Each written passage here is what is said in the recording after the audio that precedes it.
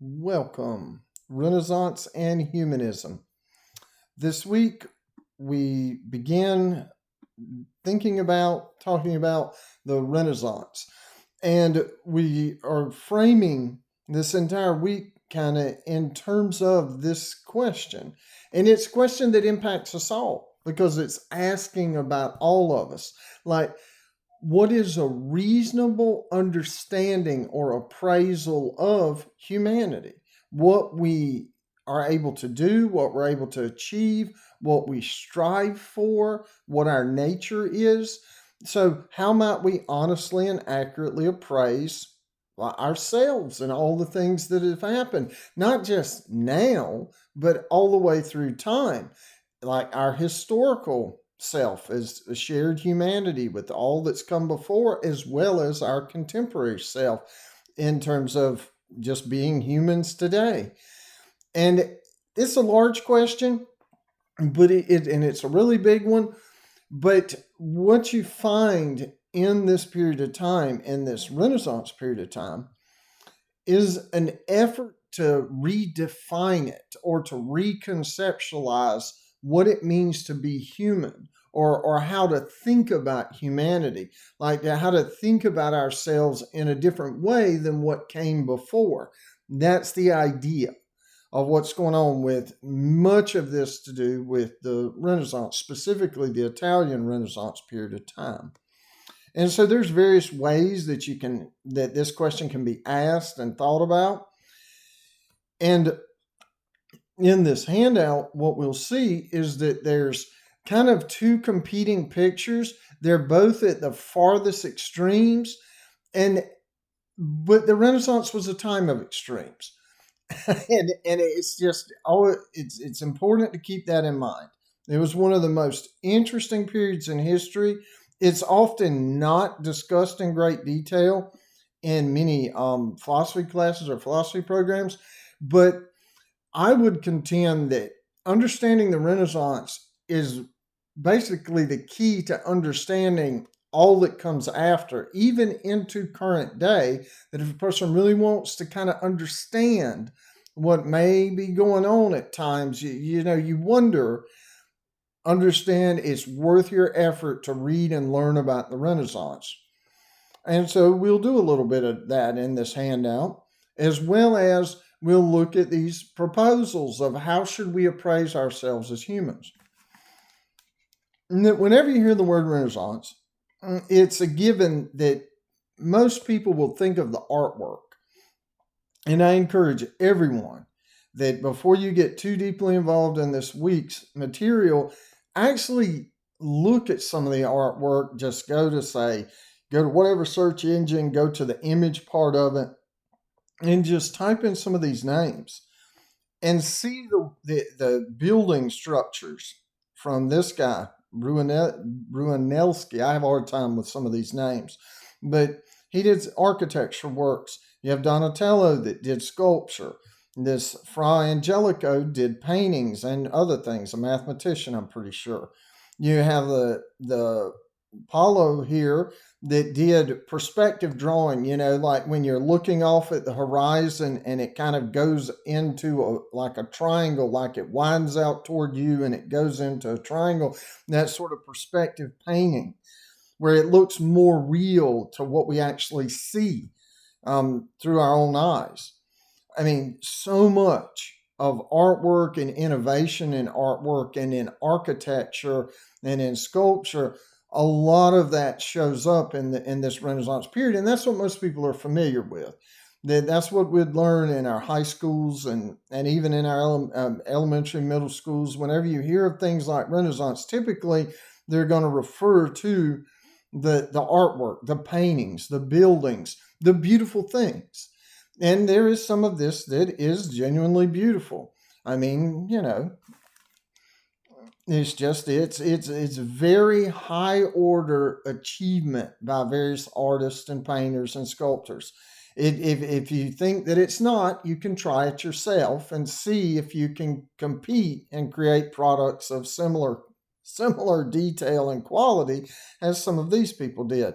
But I mean, the names are familiar too. There's Leonardo da Vinci.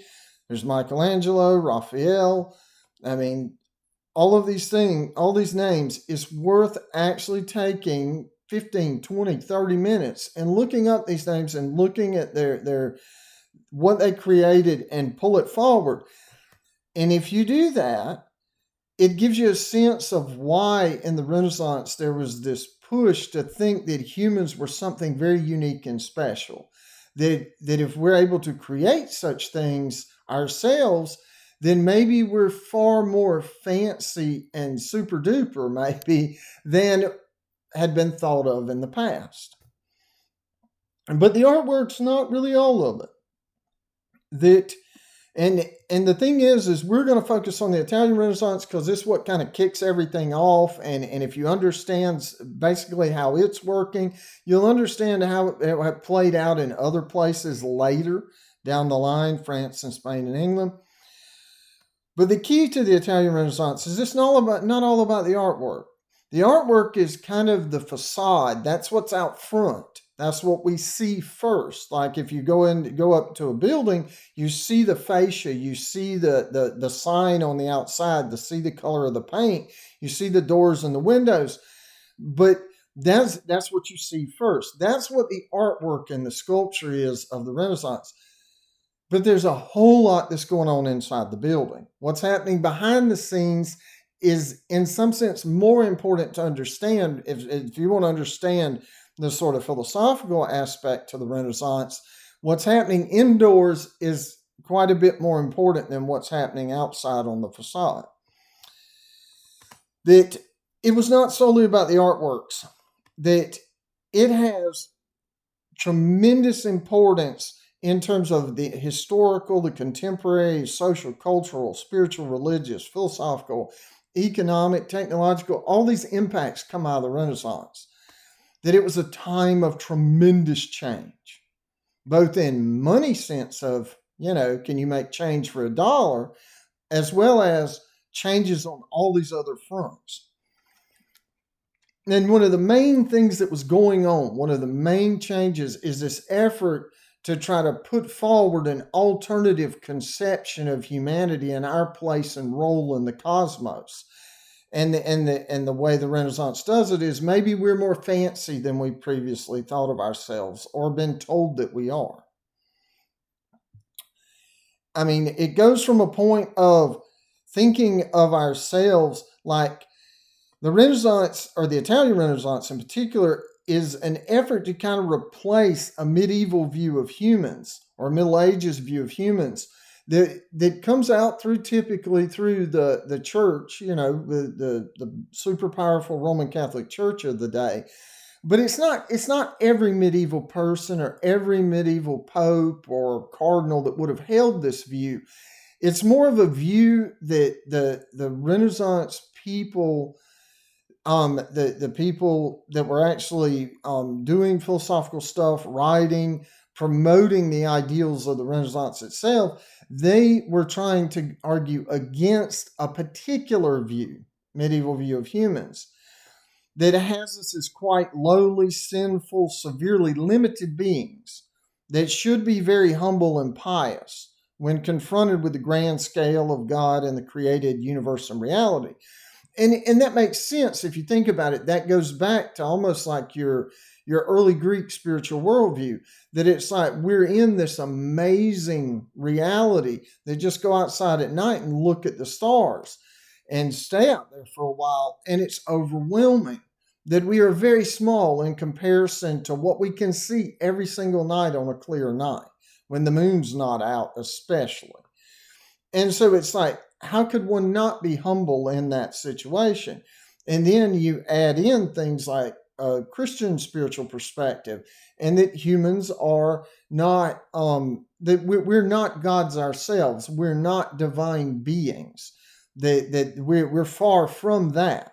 And so that inherently puts us on a lower tier of reality, conceptually at least, to think of humans as, we should be humble in the face of all this awesomeness around us. Well, then the Renaissance comes along, and there's a shift that happens. Instead of humanity being this more lowly, quite sinful, severely limited beings, the view of humanity shifts into that we are beautiful creatures, we're extraordinary, extraordinary, virtuous, excellent beings with the freedom and ability to create wonderful works. That's your facade of all the artworks and stuff.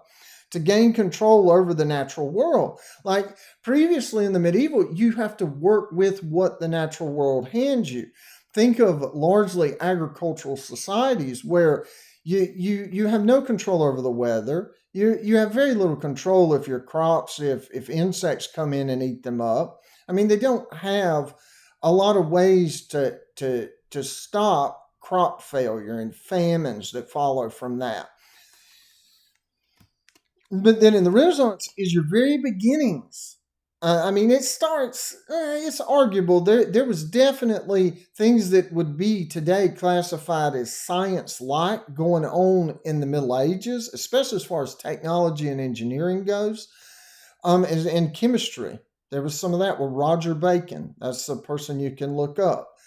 That was going on at the time. But in the Renaissance is where this idea of that not only we don't have to be at the mercy of nature, that instead of nature controlling us, we can control nature, like the natural world and processes, and learn how all these things work, like through, say, chemistry or through physics or through engineering. And we harness the power of the wind, we harness the power of the sun, we create things that take nature and get nature to do what we want rather than us being done to however nature wants. So that idea is built into this reconceptualization of what humanity, what we are as a species or as a people. And this applies to all humans, it's not just some, it's all.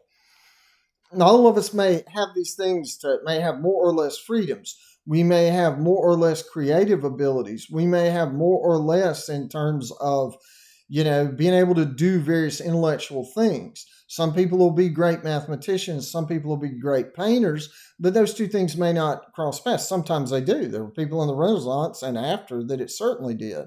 Very great artists and very great mathematicians at the very same time.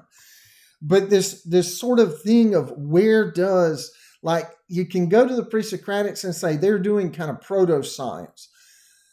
Well, they're just trying to describe the world, like we're in it and we're trying to describe reality in the universe and just trying to understand the plan divine that's is the way it's conceptualized, that's happening all around us. We're caught up in a system and we're just trying to look at it and understand. Whereas in the Renaissance, you're making a very significant move that shifts into what becomes modern and contemporary sciences, of thinking of the world as something, not that we're just kind of passive recipients of what's going on, that we can actually become active engagers and manipulators and changers and influencers of the world itself. That we can change things in ways to benefit ourselves and in a sense make nature do what we want rather than us having to do whatever nature wants. Very different outlook on humanity. And it has impacted everything that's come since. That this is, if you want to know where kind of you can see this starting point of humans, where everything's changing, is the Renaissance. It's worth it, your effort, if you want to understand how did we get where we are today. You look at the Renaissance, look at before, like we've done, but it's the Renaissance is where so much is going on that's so important. So the idea is humanity is started to be viewed as a beautiful creature. We're extraordinary, virtuous, excellent beings with the freedom and ability to create wonderful works, to gain control over the natural world, and to perhaps even eventually ascend to the level of the divine itself. That's key to the Renaissance too. It's like it jumps all the way from, hey, we're not lowly worms. It jumps all the way to we're like maybe could make ourselves into divinity itself. Very different. That and I've given ways of thinking about this, and it is astounding how far they leap of reconceptualization of humans.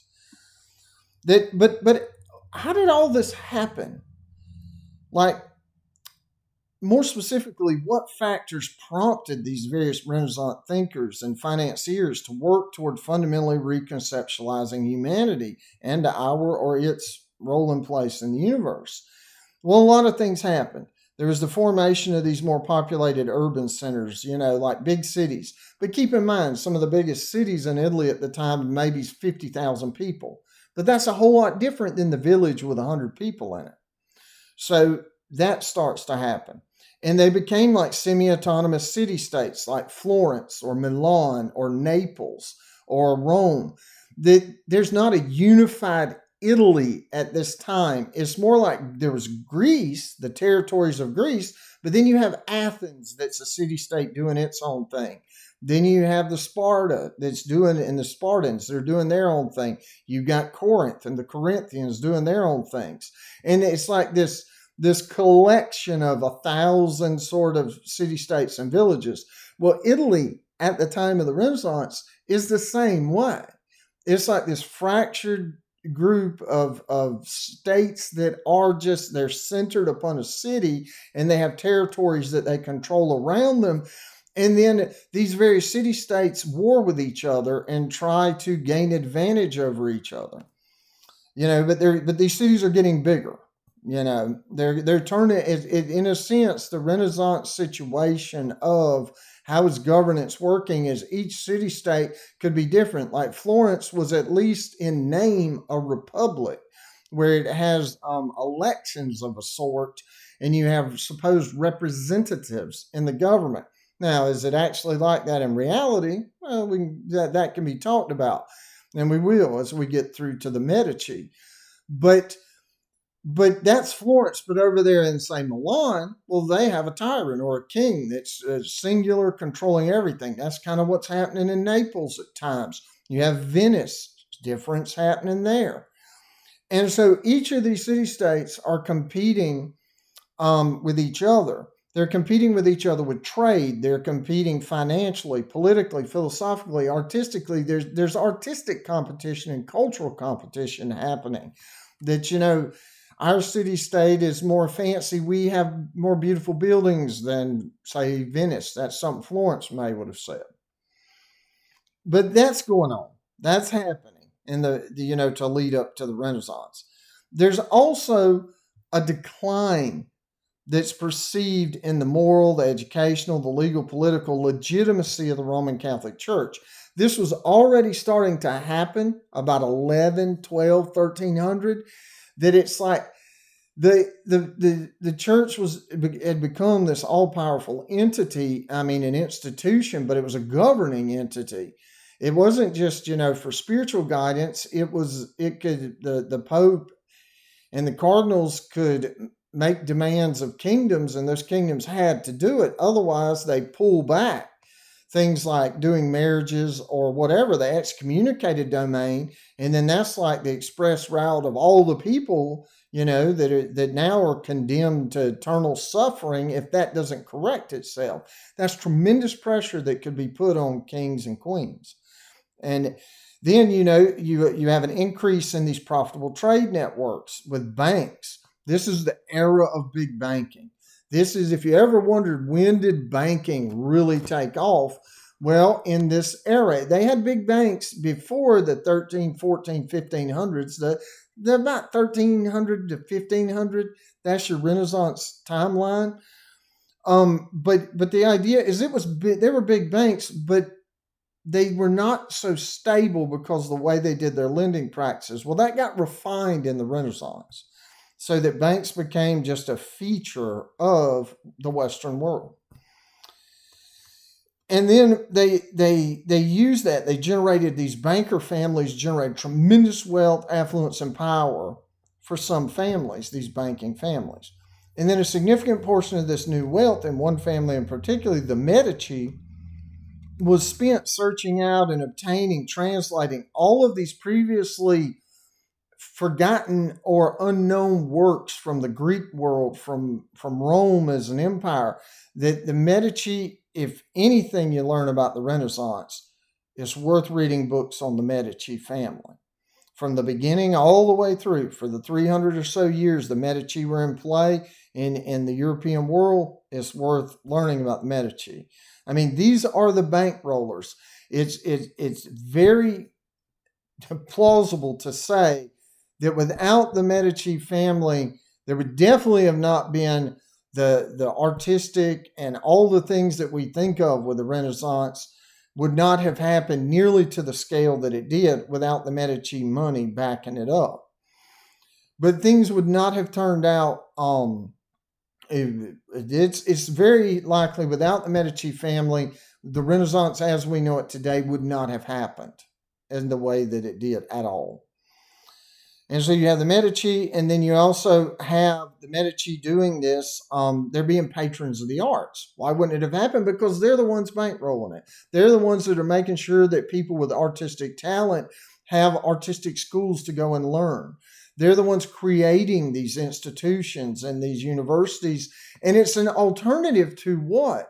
Well, the standard school and education system that was staffed and maintained by the Roman Catholic Church. They were generating whole alternative educational centers of learning, and they're doing it with their banking money. So you can go into more detail about these things. I'll let everyone read this. I'm not going to go through all this, but you kind of have to think what starts and kicks all this off is that you have this bubonic plague that goes through and takes out about half the population of the Western world, at least European part of the Western world, in the West European. I mean, it just takes out half of everybody.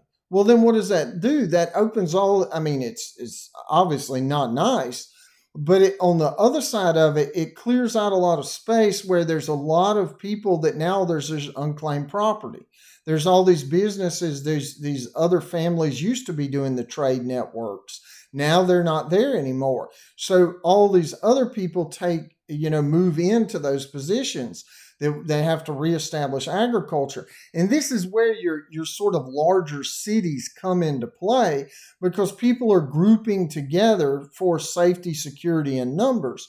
Is safety and security not just in terms of being able to avoid being attacked and everything you have taken by someone else? It's that they're going where agriculture can be restarted. That it's like you need a lot of people at this time before tractors and that you can hook giant tractors to plows and harrows and seed drills and all these things and plant. You need it's the human muscle power that's doing the agriculture. So you need a lot of humans, a lot of people. And so you go where there's a lot of people because agriculture can actually be maintained. I mean, it's not like you have grocery store chains everywhere. No, I mean, the food is made outside the city gates and fields surrounding these cities. And so that's one of the big factors that contributed to why did people go to these and create these more urban centers and build farms all around them? Because there were a lot less people and they had to combine their efforts if they wanted to survive. So it's an interesting thing that cities were built for agricultural reasons in a lot of ways. But also there's these opportunities with new trade, and trade took off at this time between other countries. And when you do trade, you're doing a lot of it is shipping trade, where you're with the boats and the sails and all that stuff, and with all these various other places. You're doing it over land for sure, but you also have it at port cities. And somewhere like Florence was just a horse ride away from the port. And so they're importing cloth and wool, and Florence did the dyeing of the clothes, putting coloration to it that was highly prized at the time, and a lot of other things. But the thing about it is that when you're doing big trade deals, you need a way to access money and not have to carry like hundreds of pounds of gold to buy product in some other location. So what do you need? You need banks where you have an account that you can take and draw out money when your 500 miles away. And you can deposit money 500 miles away, and then it's showing back up, and you didn't have to carry all that back. That's just sheer security of your money. I mean, but also you need a place to take out big loans to, in a sense, gamble to hope that you're going to go to a far off place and bring back a lot of goods that people are going to want to buy. And so banks had a role, and they still do to this day. But this is when it became needed because of all the new trade. And that's where the Medici come about, is that they came about slowly but surely as a family that just there many of the big bankers, the big three families of bankers failed. And then the Medici were there and they stepped in and slowly but surely built up their own bank. Yep. And so the Medici, as I said, they took their money and their wealth and then they sponsored these artistic things. But they also, what they were sponsoring in the Renaissance, the Medici, it's just important to keep that in mind, is they're sponsoring this reconceptualization of humanity. That I don't know if it's what that was the Medici's intent necessarily, but that is what they effectively did, is they sponsored this fundamental new way of thinking about humanity and our place in the universe. And they have had impacts all the way through. The Medici were essentially the philanthropists. That's the way to think about it. They're the ones that take their money and invest it in all of these cultural, artistic, scientific projects. But what about the church? Did it do anything? That surely that it wouldn't be necessarily a super fan of changing the way that humanity had been thought of for a long time and taught in the church schools and stuff. Well, why? What role did they play? Well, the Medici, and it's in this, the Medici paid for various people to become cardinals and bankrolled them becoming popes as well. So they had cover for their project of Renaissance. They had cover for it through the very church itself. It didn't always work out for them, but it worked out more than it didn't. And the Medici used their money that they buyed and controlled things by proxy of other people that they pay for their education, or they pay for. I mean, they're essentially paying people to create space so they can do all their other projects of paying people to go and find all these new Greek and Roman texts that the medieval and the Middle Age people and the church itself had not been able to go out and find. Well, the Medici had the money, so they send people out to go find these works in the Hebrew works, the Roman works, the Greek works, the Arabic works, whatever they could find, they'd pay and get it and bring it back and get it translated into the form of the Italian language that they spoke at the time.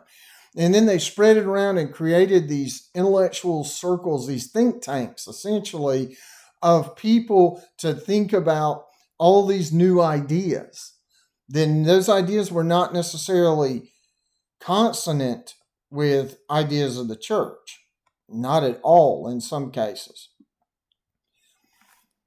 But what happened is that as they got these new books, they realized that the Florence of their day and Italy as these sort of fractured city-states, not a unified Italy, they realized that they are in some sense less than what was, namely the Roman Empire. And they're in Italy, and there's Rome in Italy. I mean, the hub of where Rome and the Roman Republic and the empire and all began.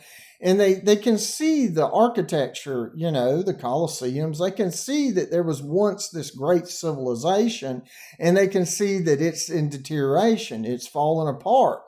They're surrounded by the creations of giants, in the sense of these very impressive human beings and human achievements that they themselves are not, they initially don't have themselves.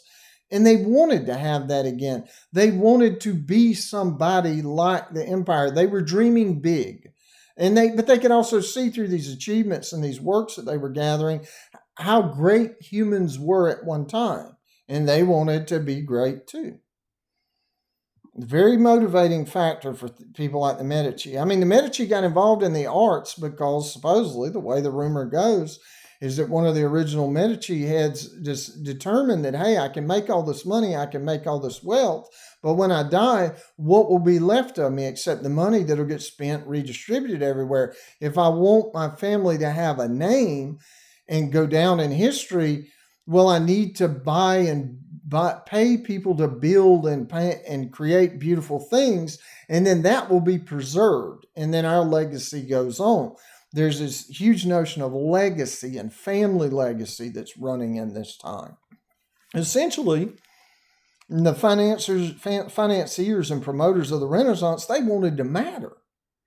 They didn't want to go gentle into the good night, as the poem by Dylan Thomas goes.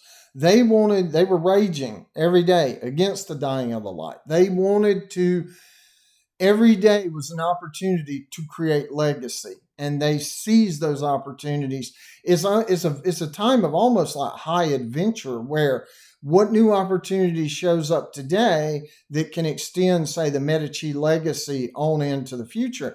And clearly it worked. Their efforts did, because we are certainly living through the legacy of the Medici today and all these works of arts that they financed that still exist. So they achieved it. They did not turn Florence into a new Roman Empire. That was not even possible for them at the time. But they did create a legacy that's lasted on into today.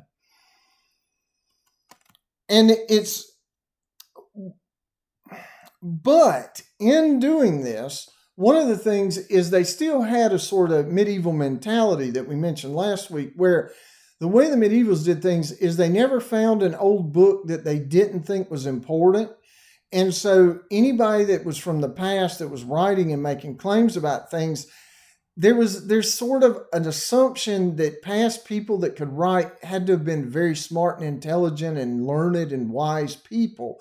So we can't just throw that away. We have to find a way to incorporate that. In the medieval times, they had to incorporate it with the Christian spiritual worldview and the teachings of the church. Well, during the Renaissance, you still have that tendency in the minds of these people. They're finding all these new books, all these new ideas they didn't have all of Plato's works in the Middle Ages. They had just a piece of one.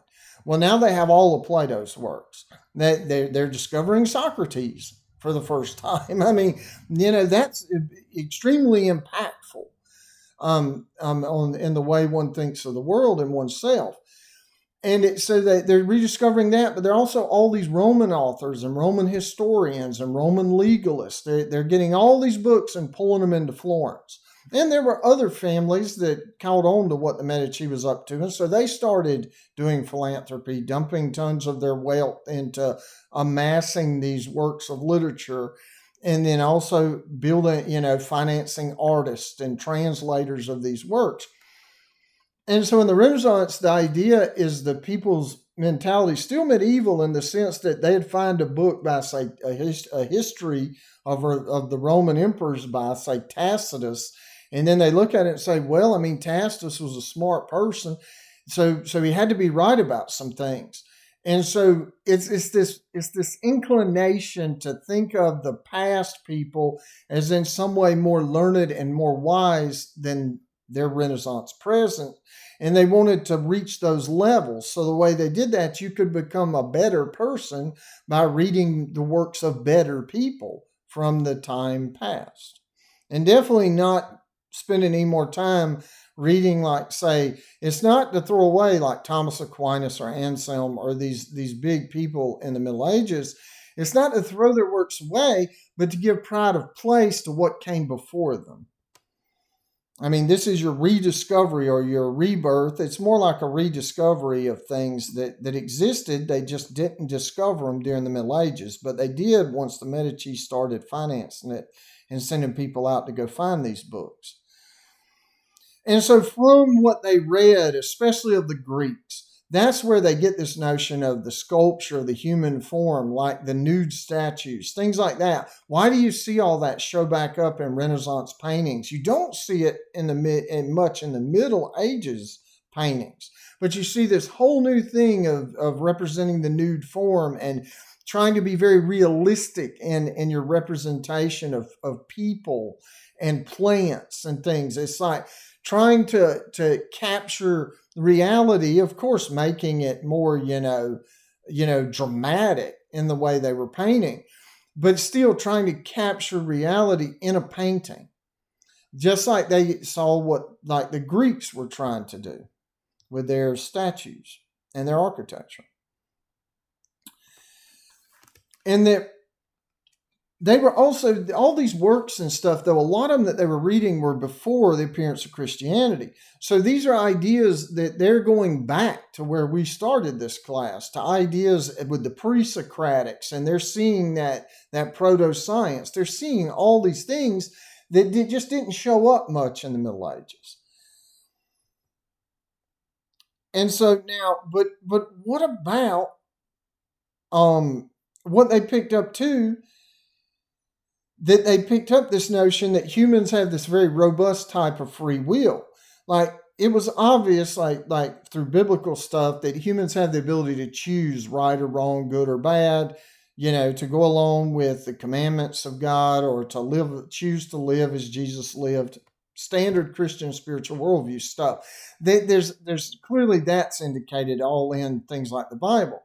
But what happened is in the Renaissance, they went back to the Greeks where it's like, people are making choices in this robust free will to like brave the Mediterranean Sea, to do these big trade runs, that you have a lot of hero tales and stuff throughout the early Greek and classical Greek culture. And you also have it in the philosophical stuff of this notion of people can choose the better rather than the worse. And it's just presented in a very more robust form than maybe they would have been reading it through their Middle Age and church-sponsored schools. And so that became a big feature of Renaissance sort of reconceptualization of humanity. And so the idea again is, well, how did the church react to this? Not always well. That in some domains, the church, that some of these ideas that were being promoted, these pre-Christian, early Greek ideas, they were condemned by the church as heretical or atheistic. Some of these Renaissance promoters were tortured, killed, burned at the stake, various things. But in a lot of cases, that didn't happen, especially in somewhere like Florence. Because why? Well, there's two examples. Is that the Medici was financing the very people that were becoming the popes.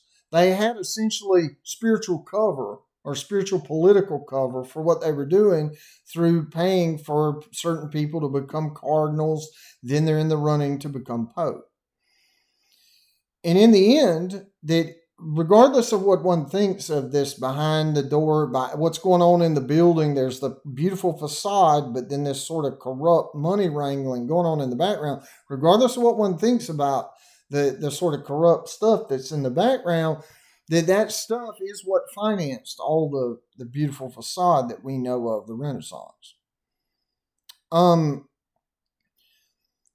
That what else happened? Yeah, there was many other changes, and they're summarized in this thing by Hankins. It's a good summary, but it's just a start.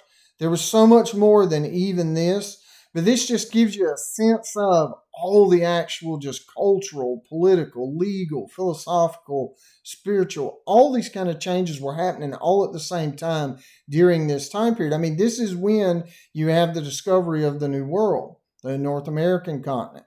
I mean, in terms of, it's not like there's various earlier cultures that there's evidence that, yes, like the various Vikings or the Norse people made it to the northern part of what is today Canada, and all the way down to some of the places that would be in the northeastern part of America today.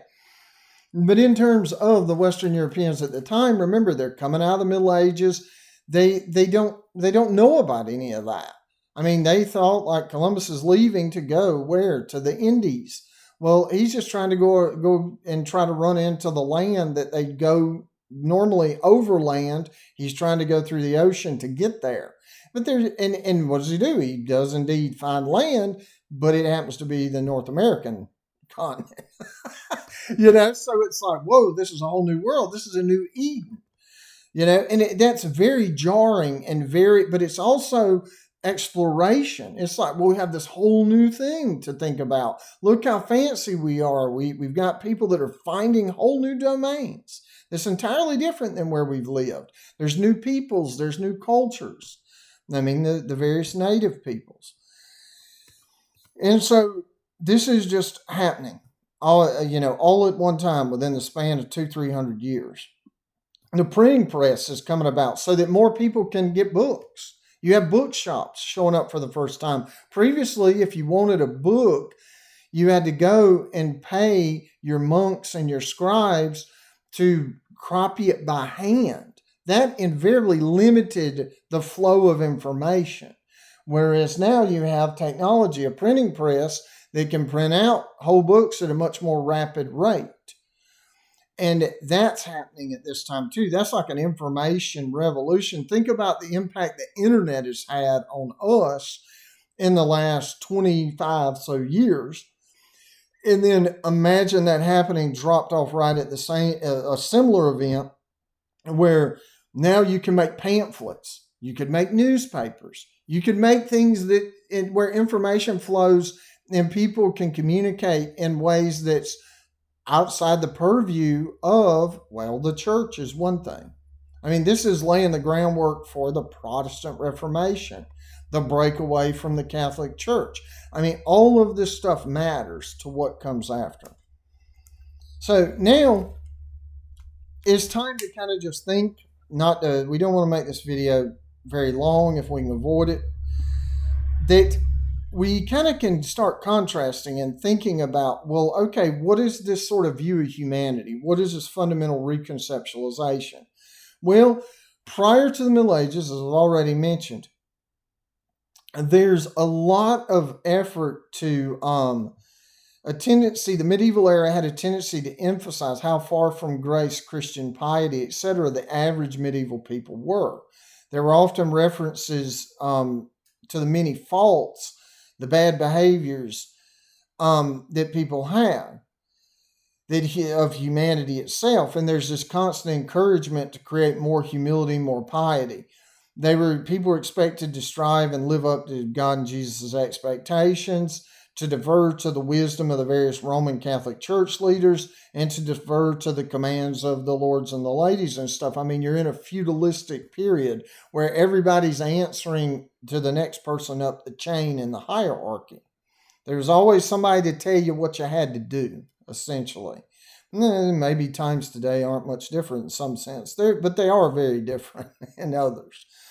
But so humanity was metaphysically, epistemically, morally, spiritually considered not to be much above the other animals. We were nothing to publicly brag about. That would be vanity. That'd be pride. That'd be hubris and arrogance. That we're not that fancy. We're nothing to, that you can look at, say, the bear and see that it has bigger teeth and claws and muscle structure than we do and could eat us. So why in the world would we think we were all that fancy? There's other animals that can eat us. So surely we're not that special. That's kind of just kind of the way it went through the medieval period. Not everybody thought that in the medieval period, but a portion did. Well, the Renaissance thinkers didn't like that. They created what's sometimes called this more humanistic view. And anytime you encounter this notion of humanism, there's a lot of ways it can be defined. But kind of the core of it is it's putting humans at the center stage. That humans are very significant, we're very important, we're great and wonderful. Maybe we're not perfect, but we're so super fancy that we are more fancy than the bear that could eat us. That we have these abilities and these freedoms and we can do wonderful things. We're super duper fancy. That's kind of the core of a lot of humanistic ways of thinking. and that we could achieve greatness not only by adhering to God and Jesus' expectations or the words of the church leaders, the words of the kings, but we can also carefully read and study these past works for ourselves and ascend and transcend, maybe even to the point of becoming divinity ourselves on our own abilities. There's an individualism built into the Renaissance. It's a move away from you need a family or a group to achieve greatness. No, you can do it on your own. Why? Because you're a human. And one of the hallmarks of humanity is that you can do great things. Go forth and do great things. That's kind of an idea that's coming out of the Renaissance. And then it's most of these Renaissance Italian humanists, they were still Christians of a certain sort. They didn't necessarily see, some of them did. They knew what they were doing was going to run afoul of the Christian spiritual worldview eventually. That you can't put humans on such a high pedestal and say some of the things they say, some of these Renaissance humanist people, and not be running into things that are going to eventually directly come into conflict with certain Christian teachings about humility, about riches is not what it's all about. Avoid vanity. Like a person can read, say, Ecclesiastes and see, all is vanity. All has happened before, all will happen again. Humans, that humans, anytime they rise up and build their big cities, build their big things, it's just vanity projects. And that's not the way to live. It accomplishes nothing. You get those ideas. Whereas the humanist, no, it went exactly the other direction from that. And so, and I'm not saying that's better or worse. It's, I'm not passing judgment on what they were doing so much as just trying to emphasize there is a very significant contrast that's made a huge difference in everything that came after. And so what you run into is, so we just needed an example. Pope Innocent III is a really good example of, say, the medieval extreme. Like, how could you conceptualize humans as essentially in the lowest possible terms? I mean, how could you think of humanity, human achievements, human ambition, all of those things as something definitely not worthy of praise? If anything, humanity's revolting. How could you describe and conceptualize humans in the worst possible light? Well, Innocent III does a pretty good job of that. And he was not, I'm not saying, I do not want anybody to think that he is the definitive way that all the medievals thought. He's not. He is on the far edge of the way that they thought. But there was these strands of humans are not some far superior, wonderful creatures. And that is pretty common throughout the because there's a lot of humility. Don't put on airs. Don't be prideful. Pride is a sin. Things like that. That did run through the Middle Ages very strongly. It doesn't mean everybody lived up to it, but it was kind of the emphasis and the way of thinking of humans. Humility is to always be prioritized over pride or patting oneself on the back. Oh, you built a castle. That's fine. It's a defensive structure. That may be necessary. But ostentatiousness, trying to show out and say, look at all this wonderfulness of my castle and we did it and we're great for having do it. That kind of bragging's not Middle Ages. But the Renaissance picked someone, there are a lot of these Renaissance thinkers responded to Innocent III's writing on the misery of the human condition. So we use him as a way to kind of conceptualize what they were arguing against, the Renaissance people. They did not like Innocent III's way of conceptualizing humanity, to put it very mildly. They were not fans of this particular way of thinking of humanity. They're on the entire opposite extreme as the way, and we'll see that with Pico. But no, Innocent III, you can read through this. There's no reason for me to read it to you. You can read through it and just know that the Renaissance is going to be the exact opposite of this, on the far entirely different extreme. But no, this is just to give you a feel for Innocent III is man was formed from dust, slime, and ashes. What is even more vile of the filthiest seed? He was conceived from the itch of the flesh and the heat of passion and stench of lust, and worse yet, with the stain of sin. He was born to toil, dread, trouble, more wretched still, was born only to die. He commits depraved acts by which he offends God, his neighbor, and himself. Shameful acts by which he defiles his name, his person, his conscience, and vain acts by which he ignores all things important, useful, and necessary. He will become fuel for those fires which are forever hot and burn forever bright, in hell, in other words. Food for the worm, which forever nibbles and digests. A mass of rottenness which will forever stink and reek. Yeah, that one paragraph gives you a good sense of Innocent III's view, or at least what he wrote down, his portrayal. And so you get a feel for humanity is more slimy than anything else. That our achievements, well, they're nothing. They're vain. They're pride projects. They don't mean anything. They're not directed toward where they need to be. Our ambitions are what? We're going to be worm food. So what does that matter?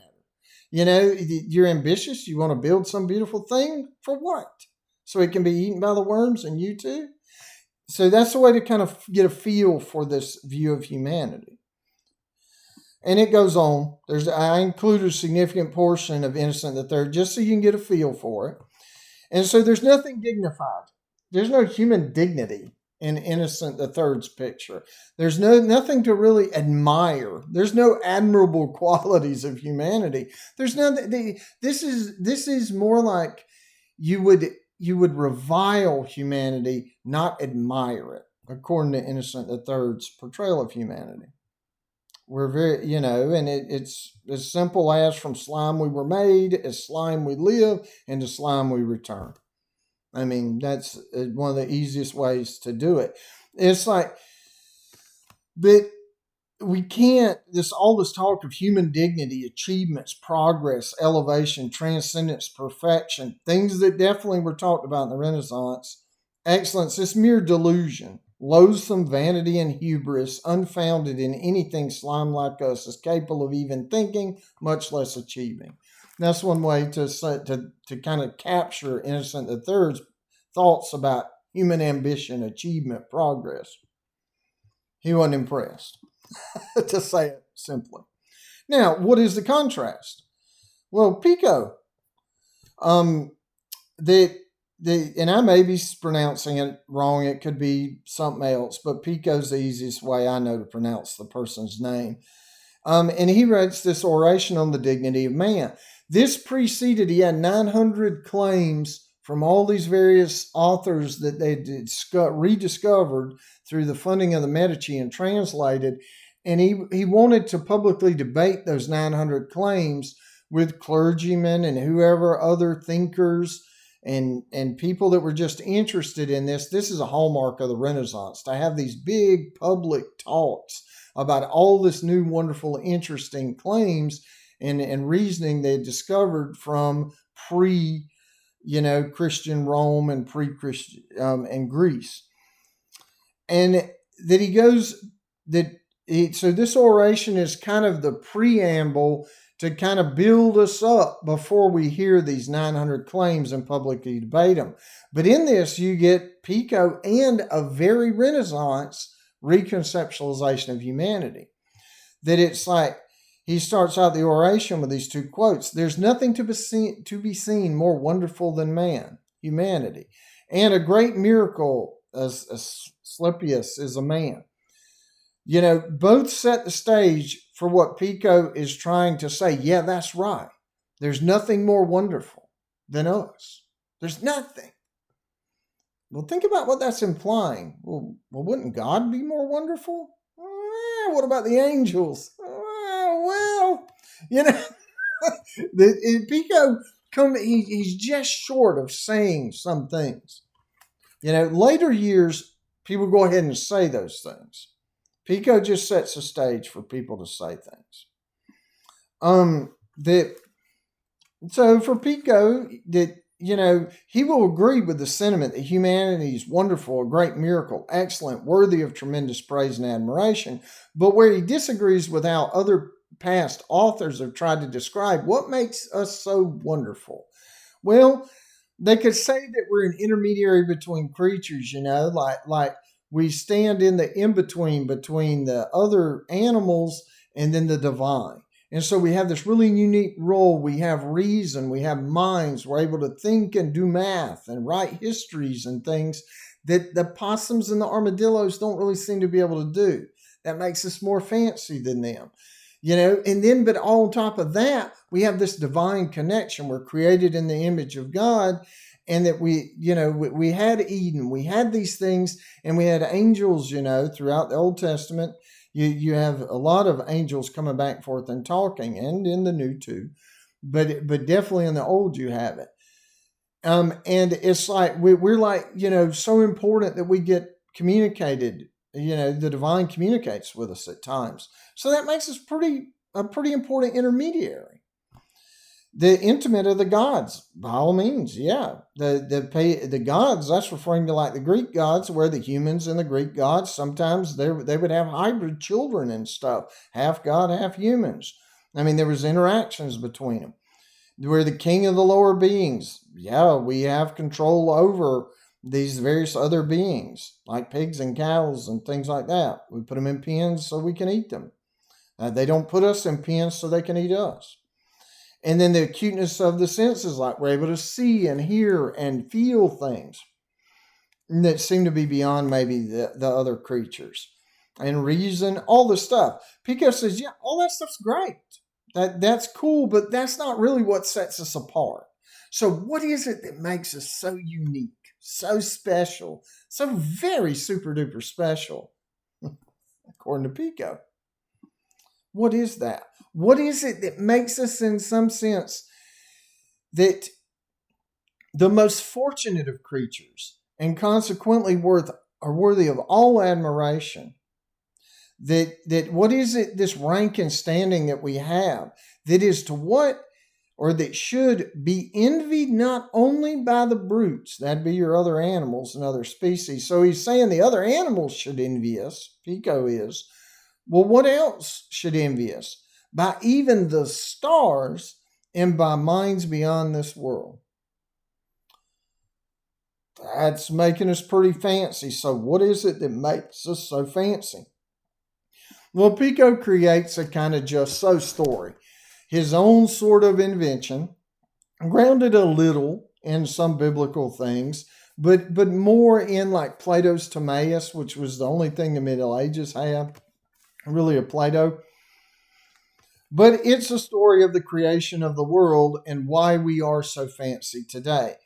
You can summarize it and say that God made everything, didn't really have a whole lot left over when it came to us, so God had to get a little creative.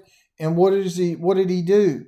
Well, instead of giving us a fixed nature, what does this mean? It means like a frog can only ever be a frog. Frogs are not going to turn into birds. They're not going to turn into cats. Frogs are not all of a sudden going to sprout wings and fly and do wonderful things like that. Frogs cannot step out of their divinely created function and role in the natural world. Nor can birds, nor can tigers, nor can rivers and mountains, and nor can a pine tree turn into a rose bush. That they cannot exceed what they are. That a tree can't be any more beautiful than it ever was to begin with. But what did God do for humans? He made us where we can be anything. That we have no determinacy. The only determinate aspect of our lives is what we choose for ourselves. That sure, we can't will ourselves to sprout wings out of our backs, but we may use our sciences one day so we can grow wings of our very own.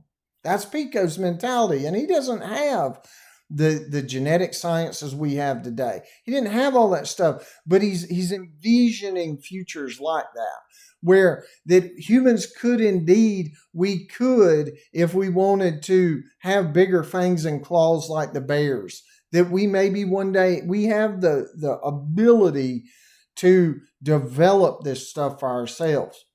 Maybe technologically. I mean, we're not as strong as the bear. No, but we can create excavators that can root up the whole mountain that the bear lives in today. So, I mean, this is Pico doesn't have those heavy machinery like we can do today, but he's not seeing giant excavators, but he is seeing the potential for such.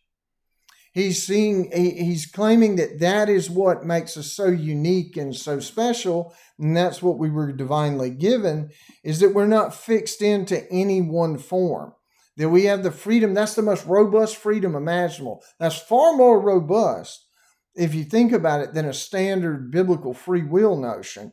It's the freedom of will to not just remake the world and refashion things. It's like we're in the image of God, but we have the ability to refashion the very world in our own image. That's how we become more divine. I mean, that's where Pico's going. That's what he's pointing in the direction of. And today you will find, I mean, if you think of the contemporary world, where can you find evidence of such thought? Well, you'll see that from time to time. People who are working on anti-aging drugs so that we can live another 100 years, live another 500 years, do away with death.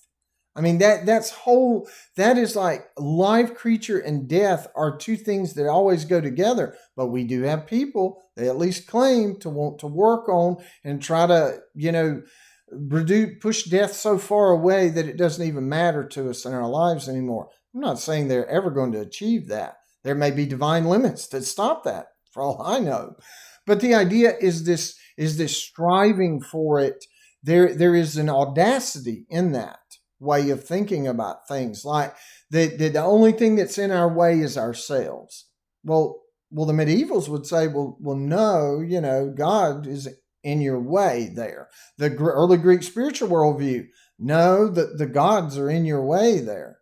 Well, Pico is trying to shatter that sort of, think of it as a bubble surrounding what humans can do. That's the divine limits of what we can do. We can operate inside the bubble, but we can never exceed the bubble. That would be hubris. That would be trying to make ourselves into divinity.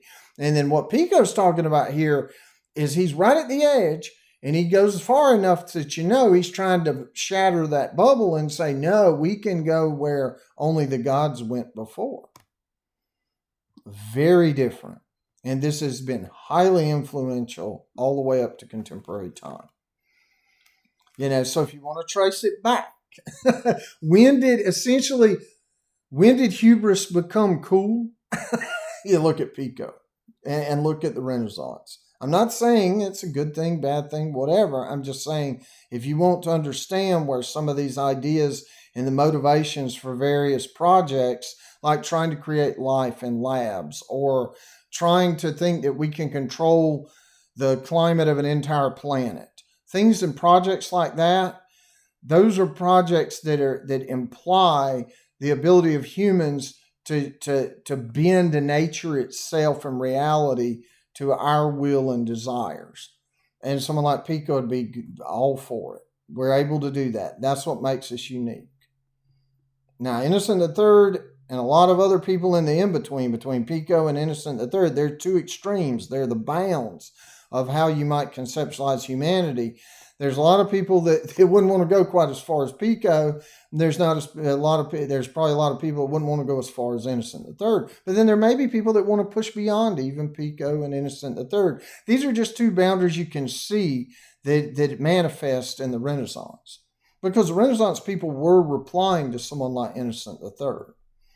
And so then there's this final little thing included in this week, this fable of man. And it's just like an early Greek mythos story that's just created whole cloth by Vives, however his name's said. It's worth reading. It's interesting. It's pretty short, but it's a sort of mythos tale of how the gods become so fascinated with humans and our mask and our changeability, our ability to refashion ourselves into so many different things that they even want to give up their own seats in the grand set of heaven. These are like Greek gods and stuff. It's a Greek mythos story that he's created here. And it's like they want to give up their chairs in the front to let us move in. So if you want to push this as far as you can with Pico, is what you end up with. You have Innocent the Third over there with We're the Slime. Beneath, even the worms are better off than we are.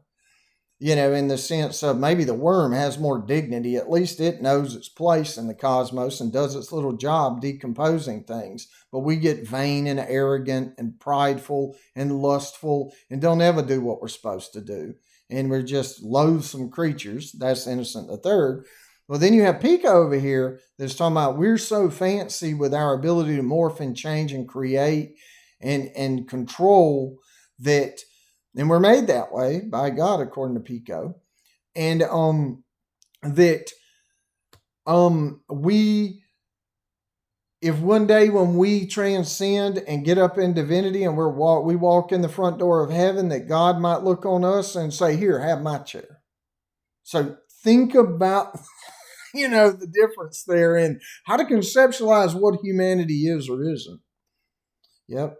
Interesting. The Renaissance is nothing but, if not a case of extremes. So the quest for truth, is any of this true?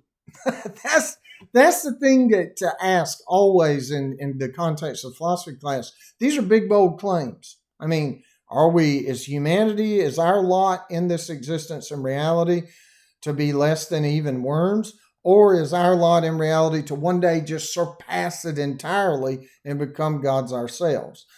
Is any of that true, or is both of that too far out on the perimeter? Might the answer be somewhere in the middle?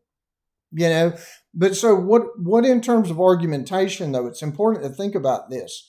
So Innocent the Third makes a bunch of big, bold claims. Just to kind of go back to this just a second. What is his reasons? What evidence does Innocent the Third provide that we're basically slime born, slime living, and slime in death? What evidence would he have for that?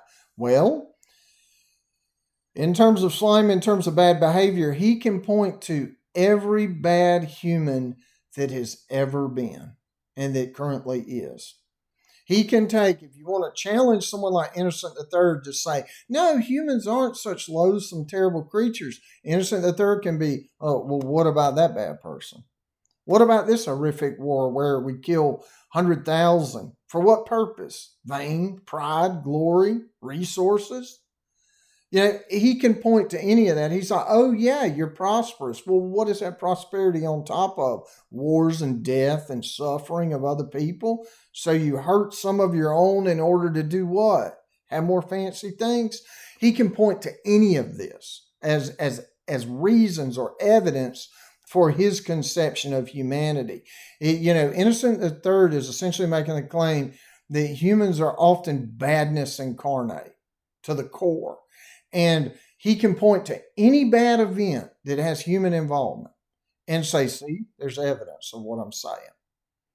So if you're going to go at Innocent the Third, what you need to do is think in terms of how do you explain away the badness? How do because for any good and shiny thing, like he would say, Innocent didn't live during the Renaissance. There's his years. He's preceding it. But what would his opinion of the Renaissance likely have been? Is that, yeah, you have that pretty facade. You have all those pretty paintings. But look at what it took in the background to make those. What were the Medici doing? And as we'll see next week, what are the Borgia over there doing? And what is Machiavelli talking about? That you get a lot more feel for it when we get to next week. But the idea is, that what's going on in the building matters more rather than what's pretty on the outside. That you can have a pretty house that's a den of horror inside. And Innocent this Third's going to say, yeah, look behind the facade. What you going to find? You're going to find human badness. That's what humans are. And he would include himself in that. And so that's how his argument's going to work. Humans are badness. Why believe that? Well, here's all these examples. Concrete examples he could point to. And then you get to Pico. Well, where's Pico's evidence? Where's his reasons? Pico claims that we're these wondrous beings and stuff. Well, his evidence is going to be to point to lines from various works that they had been discovering in the Renaissance. He's going to point to someone like Plato and say, see, Plato says that humans have these fancy abilities. So we take Plato's authority as a truth and say, well, Plato couldn't have been wrong. So if he says we're good in some ways, then we have to be good in those ways.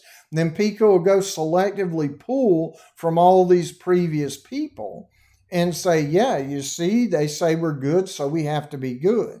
Pico relies on the authority of past humans and what they've said. So essentially, Pico's evidence or his reasons for his claim is going to be, in terms of the past and historical things, is going to be what other supposed learned people and shamans and priests and magicians and all that stuff have said about us, about how we're changeable and that's our greatest strength, how we have this robust freedom. He's going to point to past authors and say, see, all these learned and smart and wise people said we were like that, so we are like that. It's appeal to authority. But then also, Pico can point to all these beautiful things created in the Renaissance and say, look at these achievements. Look at these very inspiring things that we can create, that we have to be fancy. Otherwise, we couldn't do this. If we were complete badness, we couldn't do all these beautiful things. Now, someone like Innocent III is going to say, well, there's nothing that says that bad people can't make things that are pretty, but those are just vanity projects. It's just another example of human badness. It's just vanity and pride, hubris. Whereas Pico's will try to use that stuff to say, see, this is our excellence being embodied in the world and how we can form nature with we take paints made from natural things and turn them into things more beautiful than the flowers themselves. So that's the way Pico's evidence is. It's interesting to think of which of those reasons do you find more compelling. But either way, we're at the end. I look forward to this week's discussion. We get to discuss all this, and it'll be a lot of fun. Until then.